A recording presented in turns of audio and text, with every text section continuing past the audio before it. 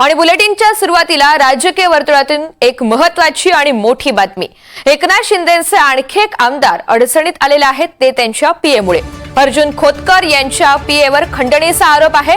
स्वीय सहाय्यक किशोर पाटील यांच्यावर खंडणीचा आरोप आहे आणि त्यामुळे पाटीलवर गुन्हे दाखल करण्याचे आदेश धुळे कोर्टाने दिलेत। शिंदे यांचे निकटवर्ती अंदाज समितीचे अध्यक्ष शिवसेनेचे आमदार अर्जुन खोतकरही यामध्ये अडकण्याची चिन्ह निर्माण झाली आहेत।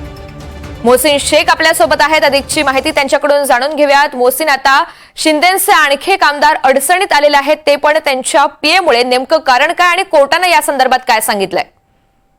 नक्कीच आपण जर बघितलं तर काही दिवसांपूर्वी अर्जुन खोतकर जे विधिमंडळ अंदाज समितीचे अध्यक्ष आहे आणि त्यांच्यासह आणखी काही आमदार हे धुळे जिल्ह्याच्या दौऱ्यावर होते आणि त्यावेळेस एका विश्रामगृहामध्ये त्या सगळ्या काही पैसे आढळून आले होते। तब्बल 1.84 कोटी रुपये आढळून आले होते आणि हे सगळे पैसे समितीच्या सदस्यांना वाटण्यासाठी गोळा करण्यात आल्याचा आरोप जे आहे तर करण्यात आला होता। आणि हा आमदार हे सगळे आरोप जे आहे तर झाल्यानंतर हे सगळं प्रकरण चर्चेत आलं होतं आणि त्यानंतर या सगळ्या प्रकरणात जे आहे तर धुळे पोलिसांनी अदाखलपात्र गुन्हा दाखल केला होता। मात्र या सगळ्या प्रकरणात गोटे म्हणून जे नेते आहेत त्यांनी जे आहे तर या सगळ्या प्रकरणात अनिल गोटे यांनी सगळं प्रकरण उचलून धरलं। माजी आमदार आहेत आणि त्यांनी या सगळ्या प्रकरणात जे आहे तर पुन्हा एकदा जिल्हा न्यायालयात याचिका दाखल केली होती आणि या सगळ्या प्रकरणात जे आहे तर काल सुनावणी झाली आणि यावेळी पुन्हा एकदा जे आहे तर कोर्टाने यात महत्त्वाचा निर्णय जे दिला आहे तो म्हणजे जे अर्जुन खोतकर आहे त्यांचे पीए आहे त्यांच्यावर जे आहे तर गुन्हा दाखल करण्याचा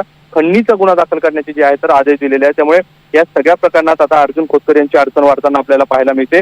आधीच शिंदे गटाचे वेगवेगळे आमदार असतील, मंत्री असतील, वेगवेगळ्या कारणांमुळे अडचणीत आलेले, चर्चेत आलेले असे असतानाच आता अर्जुन खोतकर यांचा देखील नंबर लागला आहे आणि त्यांच्या पीएवर हे सगळे गुन्हे दाखल करण्याचे आदेश दिल्याने राजकीय वर्तुळात खळबळ उडाली आहे। अगदी धन्यवाद सविस्तर माहितीसाठी।